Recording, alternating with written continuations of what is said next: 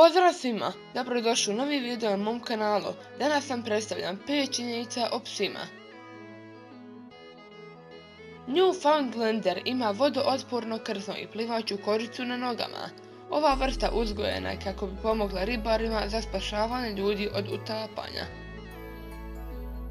3 psa preživjela su potonuće Titanika, 2 pomeranca i pekinezer.